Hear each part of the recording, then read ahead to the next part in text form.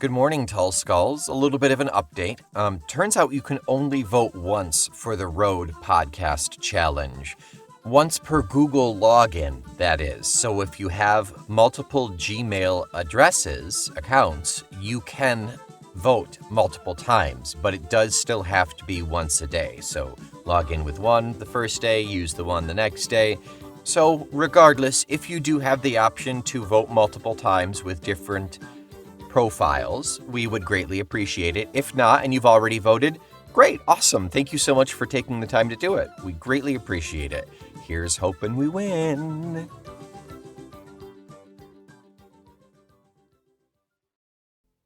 Kindling fetchers and night snackers. Chop up some firewood, dry your damp booties, and remember that ingenuity is a wonderful substitute for tent poles. Does this look like a rash? Because it's time to talk Tull to me.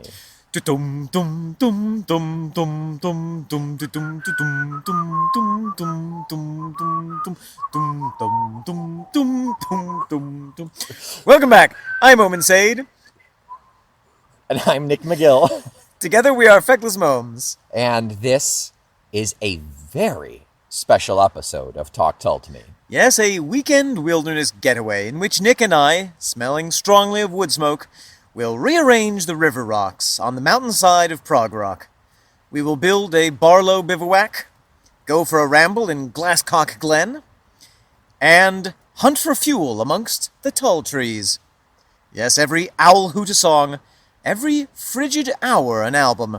Nick and I will gleefully shiver our way through the entire discography of seminal prog rock band Jethro Tull. Hello, sweet, fine listeners. For those of you who are not Patreon subscribers, you will have no idea what's going on. So we're going to elucidate things. Omen and I are together. We are. Sitting around a campfire. Yeah, Nick, this will be fun. Can you just describe for me what is within your view right now? Okay, so I see a ring of stones with a campfire that we worked very diligently on. Yep. Cooked a very delicious meal of rabbit and potatoes and piopini mushrooms. Yeah, we did. We have you could call it a tent. It's a tarp draped over a line that you and I will be attempting to sleep in this evening. Yep. We've got a river in front of us. Yeah, what's a little bit beyond that? Beyond that is snow on the ground. We are recording this on Friday, April 23rd. Yeah. And down here in Roscoe, New York, right next to Delaware, right off the Delaware River, I believe, aren't we? Oh, I have no idea. I think we are. We're close to Pennsylvania. We're right where Pennsylvania and Delaware meet. But yeah, there's snow on the ground over there. It's snowed for the last 4 days in upstate New York. And so this may be our very last recording. You may not hear from us after this. How this gets uploaded, I don't know. It's like one of those found footage things. Right. But yeah. But here we are. Here, I give you permission to eat me. Okay, if things get bad, well, I'd more likely just cut you open and crawl inside you. You thought I smelled bad on the outside. And Nick, why are we doing this? We are doing this because we don't get to see each other very often anymore. Right. And you made time in your schedule this year. And you made time in your schedule this year as well. True. My schedule's been less hectic than yours, but yeah, we planned it months in advance. There were several Google documents. That's true. And that's how important and serious it was. And here we are. Yeah, we picked a spot halfway between your house and my house. Pretty much even, 2 hours apiece. Yeah. And and we're just gonna hang out for the weekend and do a little recording and a little hiking and a little gourmet cooking. Yeah, for those unfamiliar with the geography of New York State, we are in the Catskill Mountains, which is kind of a continuation of the Appalachian Mountains further to the south. Yep. Or the Adirondacks further to the north. Yeah, kind of acts as a little bridge between them all. They're not the biggest mountains. No, they're cute, though. They're cute. And we're surrounded by hemlock trees. Hemlock. I've eaten all of the berries. Yep. You'll be fine. Yeah, that's what my doctor said. And here we are. Here we are. Omen. Yes. Are we gonna drink anything? Well, we should stay hydrated. Yeah. But instead, it's time to play What Are You Drinking? Pass the cup of crimson wonder.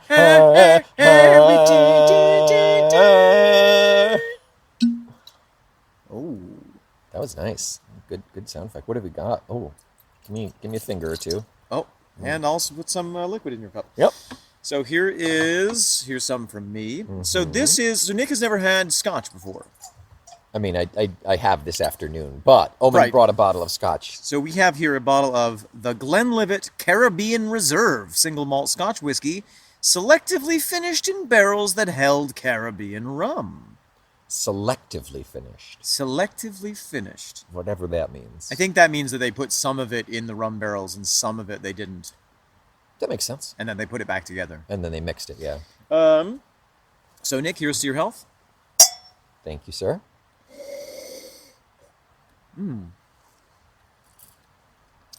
How would you describe this scotch, Nick? It's sweet. It is sweet. It is sweeter than most scotch. Yeah. Yeah, it is. It is rummier. It is significantly rummier than we anticipated. Not a bad thing. Yeah. It's a nice rum. Rum to me always feels like the poor man's liquor. Really? Yeah. Huh. But this is a classified rum. This is a poor man's liquor who also is good at robbing rich people. That works. Robin Hood's liquor. Yeah. I don't know. Nothing's getting cut, by the way. No. This is... You really can taste the peatiness. I've never tasted peat before, but now you have. He has not offered. Oh boy. But whereas most scotch has kind of a sharp bite to it, this has it's been mellowed in the oak barrels, much as we have been mellowed by the oak barrel of our early 30s. Yeah, that works. And believe me, that barrel has held a significant quantity of Caribbean rum. Yeah. At least on my side. Yeah, mine's a couple of splashes of gin. So, Nick. Yeah, Omen, why are we here? What are we doing? So the real reason, not, our friendship aside, the real reason that we wanted to come out to the forest for this episode... Yeah, and particularly to record in this moment. Right. Is because we are recording a song that is really important to the both of us. Yes. It is the final track off of Songs from the Wood. That doesn't sound right. It is. Oh. Oh, right. We're recording it slightly out of order. Yeah. It is the final track off of the vinyl Songs from the Wood on the B-side. Mm-hmm. And it is entitled Fires at Midnight. I think it's Fire at Midnight. Fire at Midnight. I think so. And it's also, thematically it fits, and it's a very important song for us. It is not midnight. It's not. But we didn't want to wait that long because by that time we should probably be well into our sleeping bags or at a hotel 5 miles from here. Possible. Depending on how the next couple of hours go. Either way. All right. Shall we discuss? Well, let's have a listen. Shall we listen first and then discuss? Yeah.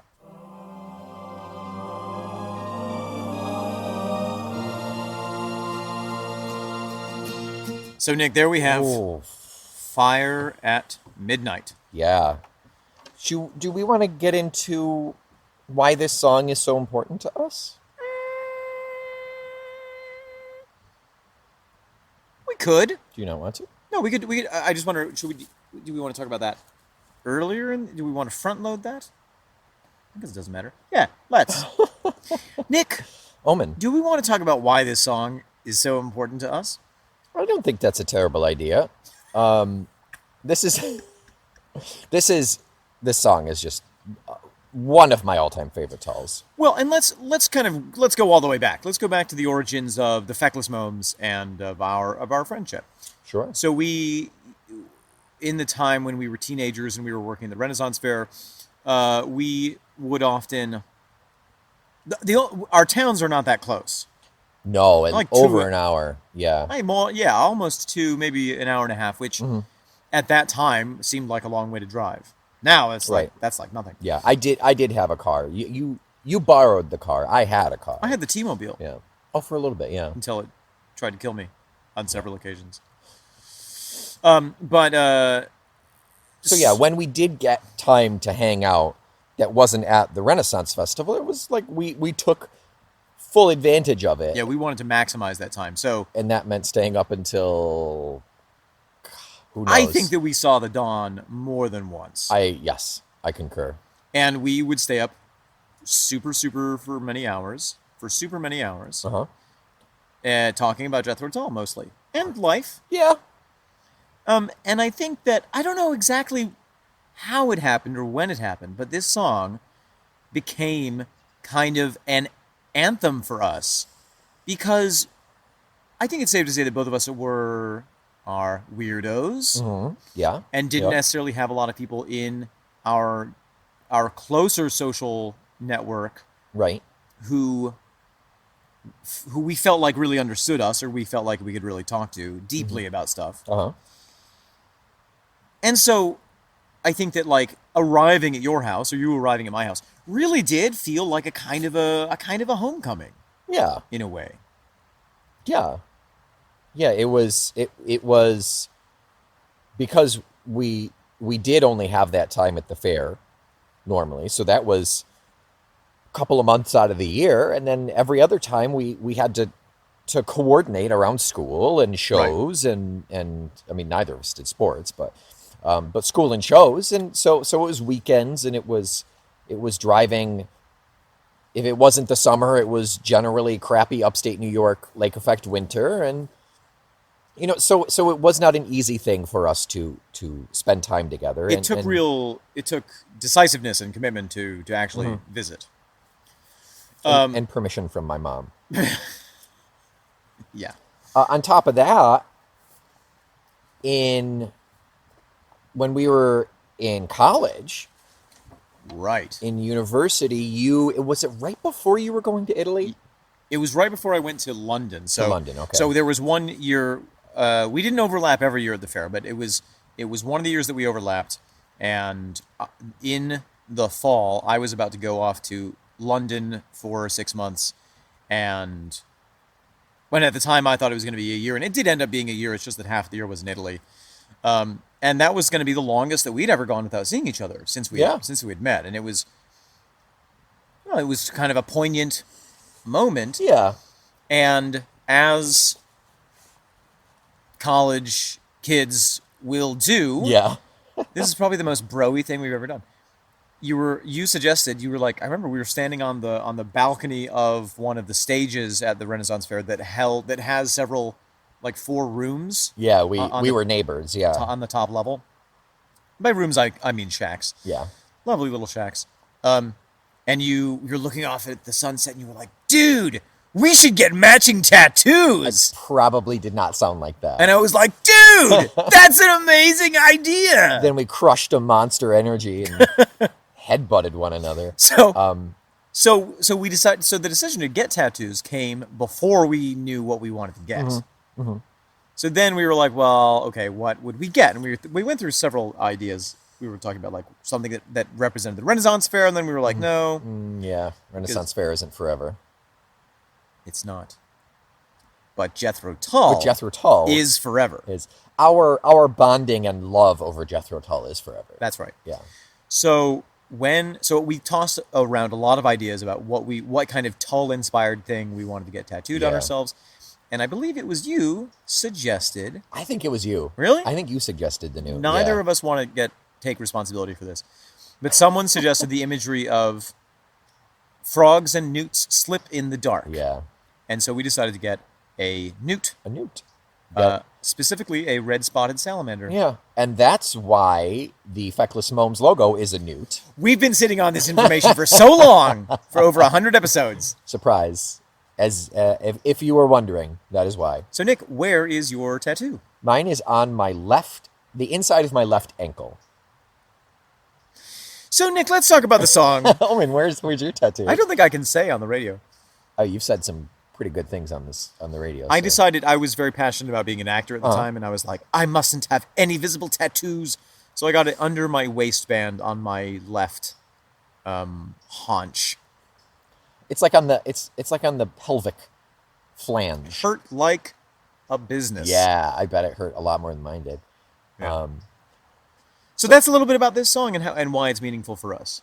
There's also, I just want to say, when I sing a lullaby to Rook, for the last 4 years, when I sing a lullaby to Rook, it's this song. Is it really? He asks for this song. Wow. Yeah. Starting him young. Yeah. Oh my gosh, yeah. He likes Tull. He'll bop to it. I've seen him groove to it. I mean, you can play a jackhammer and he'll groove to it. Like kids will dance to anything, but yeah. So this is a very important song for a lot of reasons.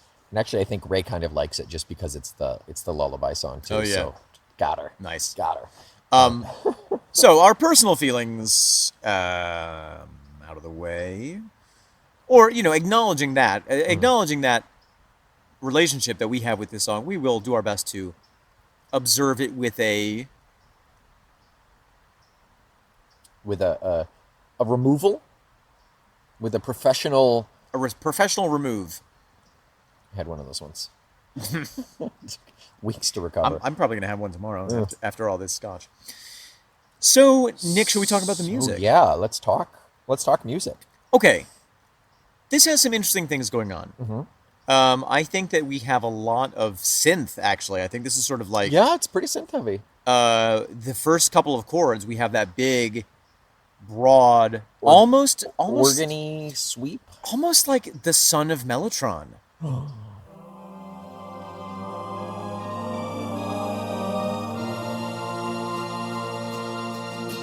Just when you thought it was safe to play the keyboard. Mellotron 2, son of Mellotron. So we have that Daddy. So we have that with the vocals too. Yeah, it's on a vocal setting, and it almost. I always kind of thought that it was Ian. Yeah, like super layered. Yeah, because there's a lot of voices in there, but we have heard a millefeuille of Ian Anderson. Just super thin layers filled with cream. Yes. Yep. Yeah, so that's Mellotron in the front there. You think? I think it's Mellotron adjacent. I think I don't think it's actual Mellotron, but I think it's a synth on a voice setting that just reminds me of the Mellotron. Yeah, Mellotron was in college at that point. He didn't want to come back. He wanted to distance himself from the band. Yeah, I get it. Getting a business degree. Very smart. Yeah, Ian's proud but not happy. That's right. That's right. And then we have coming in thereafter the acoustic guitar. Uh-huh.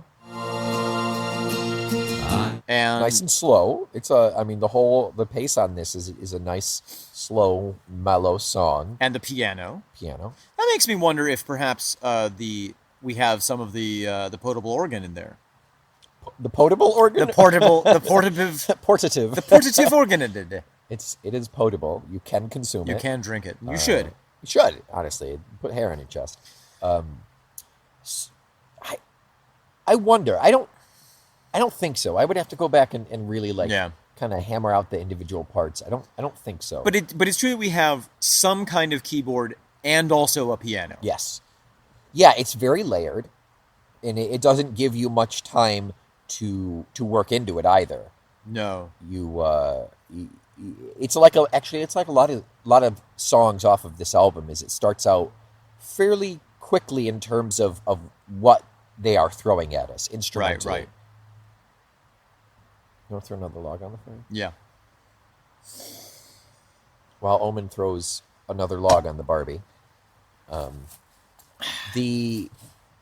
this song. Oh God. It's cold and we're old, so every time we move, it's tender. It's a struggle. It's a struggle. We're sore.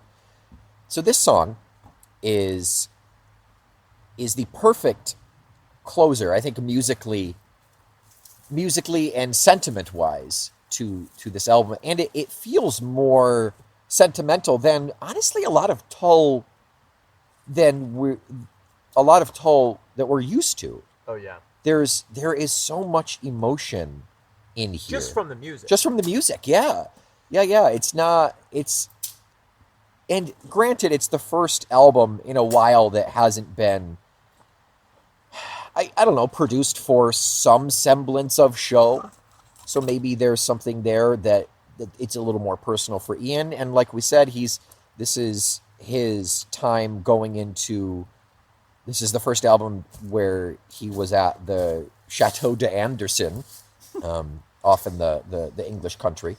So there's this, his experience of personalizing and internalizing everything really seems to be showing it. Yeah. I think there are a couple more musical elements that I want to bring out. Yeah, please. So there's you caught this while we were listening to it, this drum beat that almost feels like a military march. Yeah. Silken mist outside the window, rocks and you slip in the dark. And it's really interesting because you wouldn't think thematically that would go with it. No. But it works really well. It does, yeah. And then we have John Glasscock playing the melody on the bass pretty well throughout. When the dogs have all been fed. And it's just, I was thinking the other day about just what an amazing bass player he is. Oh gosh, he is. It's He absolutely is. a treat to listen to him. We have Martin and Ian kind of trading off on the break. Yep. Oh, that break.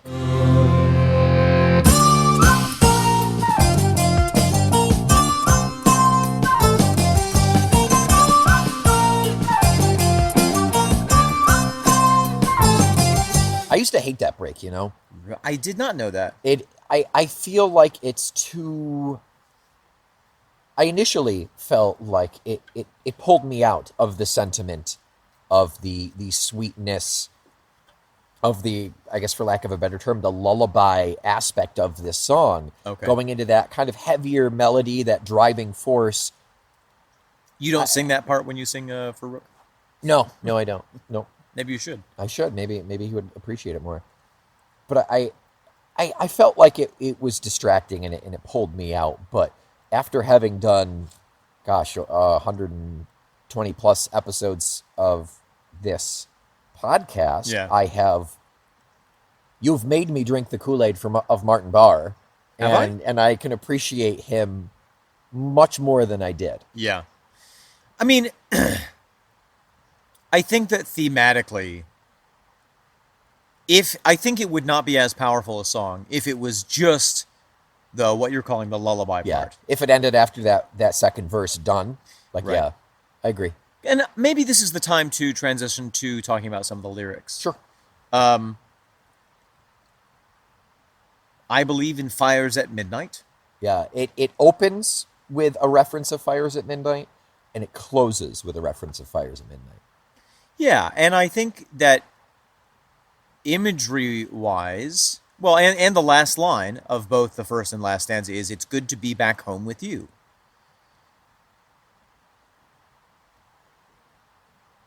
Nick's thinking it through. Yep. Does that check out?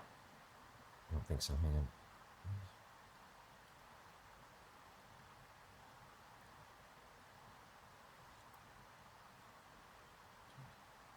Too much worry ruins the body. Also, easy family spark. Fuck. Yeah. Okay, it ends with, "It's good to be back home with you." Yeah. And I think that if it was just the more quiet bit, the softer bit, it would give you the kind of feeling of like, oh yes, it's nice to be home. But the reason it's nice to be home is because of all the crazy hours on the road and all the intense time not being home. And I think that's what we hear. That's what I hear in that break. Oh. All those miles, all those performances, all of that public attention. Yep. And then, even the kind of directive of go upstairs, take off your makeup. I think that we can assume that he's speaking to Shona. I mean, if we're saying that this is Ian Anderson. Yeah. Which I think, on one level it is. Yeah. But on another level, it's for everyone. Yeah. And I think that go upstairs, take off your makeup, fold your clothes neatly away can apply just as easily to the person that you're coming home and being happy to see, who maybe has also had a long day, but also to yourself in a way. Yeah. It's like you come home and you divest yourself of all of the performance that you have to put on for the world. Yeah. Yeah, you slip into your comfortable pajamas. You don't have to fake smile for your boss anymore. That is your makeup. Your makeup is the facade. Your mask. Yeah. Yeah, or if you're a mime, like you literally take off your makeup. This song was about a mime. I mean, I think we're settled there. It's the opposite of Vesti la Giubba from I Pagliacci. That one, yep.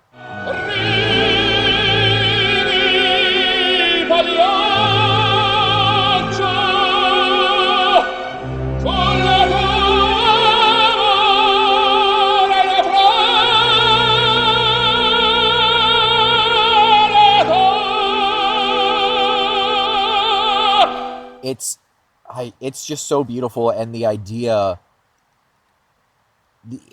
To me, this is Ian's anthem of like, I am so very much done with being a young rock star. This is Yeah. I can afford a country home, and I can come home to Shona and relax. I don't have to live in a bungalow and cook beans on a radiator and what was the Irish stew, running out of the gas in the meter. yeah, what's the line? Remember morning shillings spent. That's it. Remember morning shilling spent. Made no sense to leave the bed. Yes. Mornings came and went. Basically, might as well stay in bed. Right. Yeah. I had a thought. Give it to me. Oh, I also think that the singer in this song has a level of appreciation for the person to whom he's coming home that is informed by past hard times, both professionally or just life-wise, but also relationship-wise. And we know that we were kind of talking about this earlier today, on our own personal level, that if you've had a relationship that wasn't easy and didn't really fit, you appreciate so much more when you have a good, supportive, healthy, loving relationship. Yeah. And I think that there's an aspect of that here. It's like we get the sense of having been through all of this stuff and that relief and gratitude for being able to come home to the person that you love. Yeah, the lack of drama. It's Ain't no drama for this mama. It's slipping into comfy slippers. It is. That in every way, a warm house, comfortable pajamas, a hug for someone who does not. You don't even need to speak. All you got to do is go up to that person and you get a hug, and and they know and you know that is this life that is being painted. And then there is the aspect of stealing a bit of extra time. That's what, for me, that's what the phrase "fire at midnight" refers to. It's like, Right. by midnight, you should be in bed. But the choice to stay up and to light a fire to sit by and steal that time, Yeah. just because of the pleasure of being able to be in another person's company. And that's kind of, that's what it was for us. Yeah, absolutely, yeah. Yeah, and it's for someone, if we're thinking of this character as Ian, like your time is limited. Yeah. So you take it when you can get it. And Yeah. if it means being a little tired the next day because you stayed up after the dogs have gone to bed, drinking a hot toddy with your loved one, then awesome. Let's break down some of these specific lyrics. Yeah. I believe in fires at midnight when the dogs have all been fed. A golden toddy on the mantle, a broken gun beneath the bed. All right, what's the golden toddy? I believe in fires at midnight when the dogs have all been fed. A golden toddy on the mantle, a broken gun beneath the bed. Just a hot toddy, I think, right? Why golden?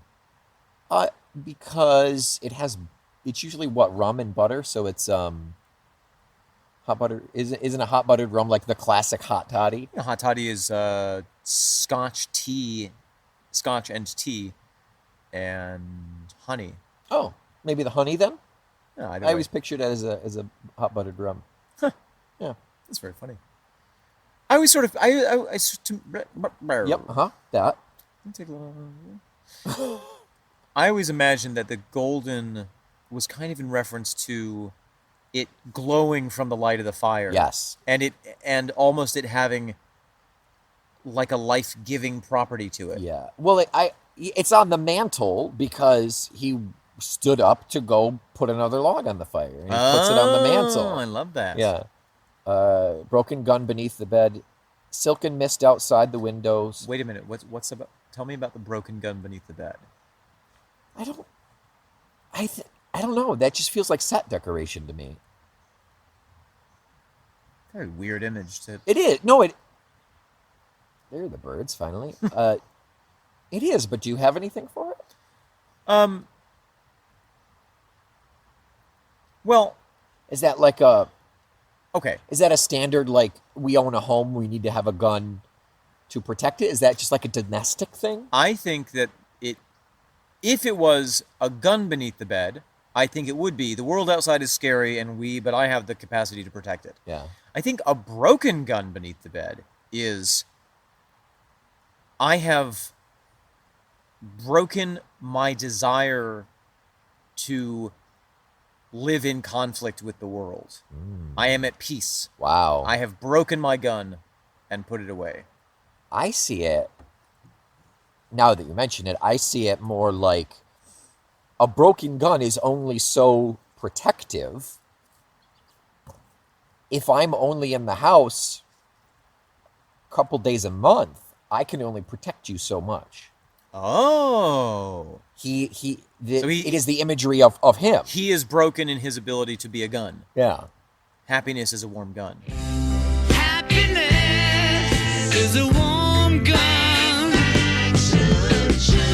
Happiness is a warm gun, mama. That's I've heard that before. I know what you're saying. That was very convincing. All right, what else do we have? Broken gun beneath the bed. Silken mist outside the windows. Frogs and newts slip in the dark. Too much hurry ruins a body. I'll sit easy, fan the spark. Yeah. Silken mist outside the window. Frogs and you slip in the dark. Too much hurry ruins a body. I'll sit easy, fan the spark. More the sun is set, the mist is on the moors, the frogs and newts are out and Doing whatever they do. Doing what frogs and newts do. Jacking cars, probably. Slipping in the dark. And ow! Who put this soap here? And I'll sit here while all that's going on outside. It doesn't matter because we're in here where it's warm and it's light and it's encapsulated. The natural world continues on its predetermined trajectory, yep. And I will be still in the middle of that and keep alive this special relationship. Yeah, that makes it all worth it. That gives it all meaning in a way. The fire, and I mean, we could, if we really wanted to, we could get into the aspect of someone needing to stay awake and keep a fire stoked in the middle of the dark in the woods. But I mean, it's your turn. Your turn for that tonight. Imply that that there is a level of tradition here that goes back a long way. Where there's fire something provides comfort. There's something ancient and necessary and sacred in a way of sitting up to preserve the fire. I mean, we talked about in ring out solstice bells. Yes. You know, that notion that someone has to keep the fire alive until the sun returns. Right. Otherwise you can't cook. Otherwise you're not warm. Right. Etc. Speaking of which, should we take a blow break to blow up the coals? Blow up those coals. Blowing them. What do you reckon those birds are? I don't think robins. No. Doesn't sound terribly unfamiliar, but I also wouldn't be able to place it. So Omen is currently blowing into the fire with a straw contraption that he has.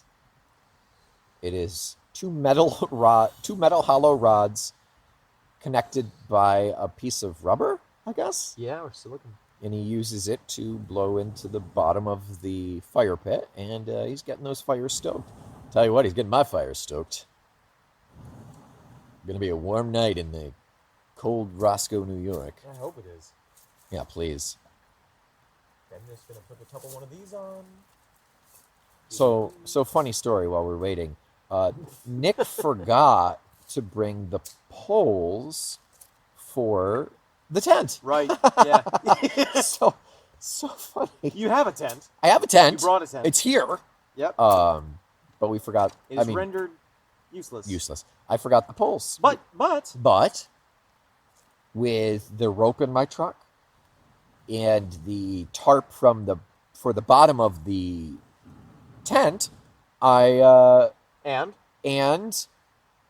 what else? Oh, the canvas from the back of Omen's car. That was probably for a theater project. No, it was actually to protect the back of my car from flowers. Oh, wow, that was just as disappointing a statement. And we've rigged up like a good old-fashioned, old-timey tent that is the tarp hung over the rope. Yeah, and we might die. We might die. But it does break the wind, and speaking of breaking wind, there it is. and we have some good sleeping bags. Yeah. Yeah. We've got layers. Yeah. And we're not wearing any of them right now, but we've got layers. We have the heating power of snuggles. 100 kilowatts of cuddle. I'm back. Verse 2. Kindled by dying embers. Yeah, keep going. Of another working day. Yep. Frogs and newts slip off my makeup. Kindled by the dying embers. Of another working day.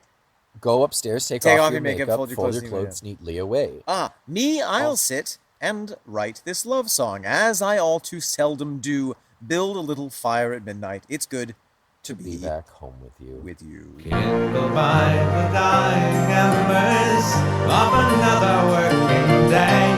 Go upstairs, take off your makeup, fold your clothes neatly away.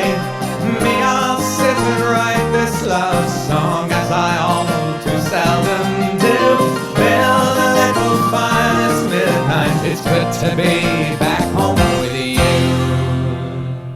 So there's a lot in there. The first half, all the way up to go upstairs and take off your makeup. We kind of covered that. Yeah. Me, I'll sit and write this love song. As I all too seldom do. Right. This feels to me like Ian's been home while Shona's gone off to work. So like he's been home for a day or two.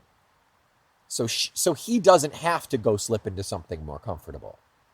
So while she's doing that, right, he's sitting here and writing a love song, which, I mean, as far as the Tull track record goes, pretty seldom, I would say. I think that this is one of the first real love songs. Yeah. P-Broke certainly isn't. Oh, goodness. It's like an anti-love song. Yeah. Well, and that's the thing. It's like so many of the songs in the Tull canon are founded on critique or sarcasm or just blatantly another character. Yeah, or they're a character piece, yeah, or kind of more of a storytelling piece, all of which we love. Right. But none of which are the same as a love song. Right. This very personal piece here. I mean, the Jeffrey Hammond trilogy is probably the closest we've gotten to, in a way, love songs. In a way. But even that is sort of making Jeffrey into a character. Yes. And you know, it's sort of placed in there along with all kinds of other strange and oblique references and kind of imagery. This is very focused. It is. I like being home with my wife. Isn't it nice? Let's sit by the fire. You get comfy. I'll write this song about you, about us. Right. And we'll have a little snoot of brandy and just sit and talk. Speaking of which. Shalom. Did you already finish yours? I finished mine. Someone drank all of mine. You gotta be careful with the scotch, Nick. Why? Because if you drop the bottle, then we don't have any left. Oh my gosh. It is lovely, and I do most certainly appreciate that breakdown significantly more. And then we go into just a repetition of that second verse. So nice, gotta say it twice. And it is nice. And it ends with the final ringing note of the line. Yeah, it's really interesting. A lot of the other Tull songs, I feel like they get to that final verse, and then it's like, and now we're gonna reiterate the theme one more time. Do-do-do-do. The musical theme. Yes. Yeah. Not like the thesis in terms of lyrics. Yeah. I really wouldn't mind. Now I really wouldn't mind. But I really wouldn't mind. Oh, I really wouldn't mind. But I really wouldn't mind. I really wouldn't mind. I begrudgingly really like that song. I know, I like it a lot. It's so good. I don't know that I like it, but I do like it. Yeah. And the fact that it ends like that, and the fact that it's the last song on the album, it almost I remember listening to the album, in our younger days, and really, there's something about that song and the way that it ends, and the fact that it's the last track on the album, that leaves me with this silence that's very present. It's a comfortable silence. Yeah, it's a silence to be savored. Yeah, that is the. I am all for a bonus track, but that is the one fault of having, I don't know, what's the next track? Beltane, probably. Having Beltane kick in after this song is so jarring. Yeah. And for lack of a better phrase, disappointing, I will, and because I don't generally really, really like Beltane, I will stop it before, what are you doing? It does not fit. Yeah, there's just, I could continue to gush, but I think it would just be repetition at this point. Anything else that we want to say thematically? I don't think so. As beautiful and luscious and layered as this song is, it's very straightforward. It's very straightforward, yeah. And it's a single idea that is portrayed very successfully, and there's not there's no real digging. We've elucidated. Nick, how many times has this song been played in concert? You're an asshole. We have absolutely no reception. No. So I'm guessing a ton. I'm guessing. No, I don't think so. I guess 200. Really? Yeah. Try to remember, and I'll look it up on the next album, on the next track, rather. 215, I'm going to say. Okay. Nope, 230. Okay. 60 of those were Martin Barr. Those are strong numbers. Yeah. And you know what? There's no way of confirming them right now. Nope. So we'll just piss under the wind. Anything else about this song, Omen? Well, whenever I hear this song, it brings me back to being a teenager and sitting up in my mom's kitchen with you. Yeah. Until the sun comes up. Yeah. Laying on those kitchen benches. Yeah. Laying on a kitchen bench. No chairs at my mother's house. We don't need no stinking chairs. So this is the last song off of Songs from the Wood. Proper. Thinking about this album, Omen. Yeah. Is there anything that has changed for you? In terms of recording these episodes? In terms of this, have you learned anything? Do you feel something different about a particular song? I feel like this album, out of any of them so far, is the one that I've learned the least of, because I've been so engrossed in this album for so long. And it's fairly straightforward. I think that there are a lot of facts that we learned about this song. This album. I think there are a lot of facts that we learned about this album, but I feel like all of them confirmed, in a way, kind of like what we already knew about it. What we felt. Yeah. Like, we didn't specifically know that this was the album that was recorded after Ian moved to the country. Right. And yet... But it was. Yeah, we knew. We kind of knew. We knew it in our soul. hearts. Yeah. I think that I have just gained a deeper confirmation that this is an important album to me, and that each of the songs, each single one of them, speaks to me Yeah. in a really direct and important way. And I think it's still probably my favorite. Heavy Horses is really good, though. It's so close. It's so close. And also Catfish Rising. yeah, this And also A. get out of here. My appreciation for this album has become more nuanced. I think. Yeah. I think. And actually, like it was such a pleasant surprise anytime anyone reached out on any of these tracks and said, "Oh my God, I can't believe you! I've waited so long for you to do Songs from the Wood. I love this Yeah. song. I can't wait for this. I can't wait for this." Like, it reinforces how much I really, really do appreciate and love this album, and it's amazing. Even if everyone hated this album, We would still love it. we would still love it. But there's something more to know that it really has affected so many other people. I think that this is a special album for a lot of people, and I think that every single Tull album is special for someone. I agree. Yeah, I wholeheartedly agree. But I think that this one is special in a really, like, tender way Yeah, for a lot of people, including us. especially us. Especially us. Yeah.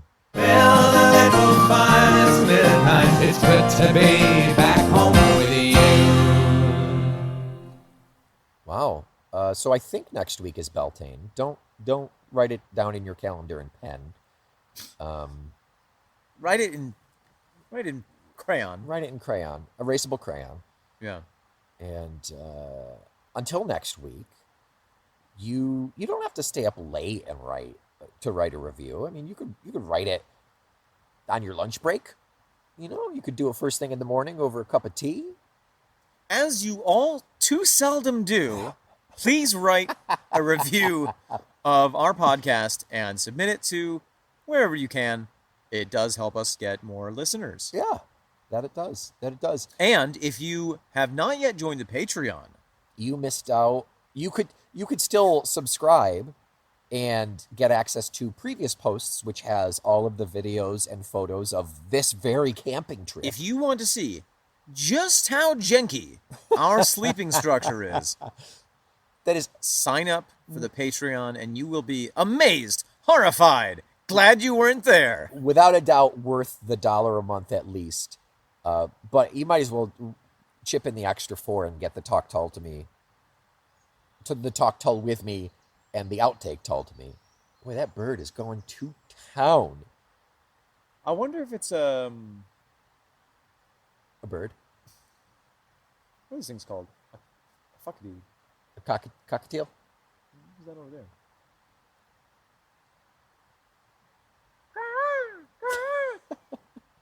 Until next week, I am Nik McGill. I am Omen Sade, We are Feckless Momes. and this is Talk Tull to Me.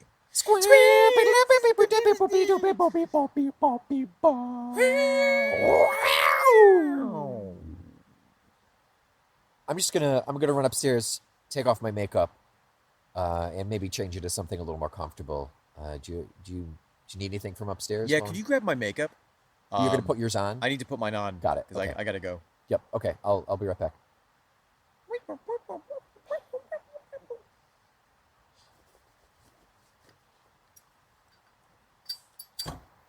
Ah, there we go.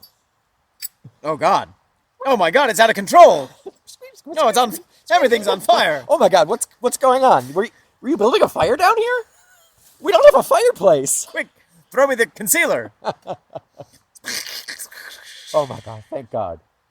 Oh. That, Well. I'm assuming that was supposed to be a romantic gesture. It was a gesture. It was a gesture, all the same. Okay, yeah. So you're going out. I mean, the sun has set. The frogs and newts are Yeah. out. What are you going out to do?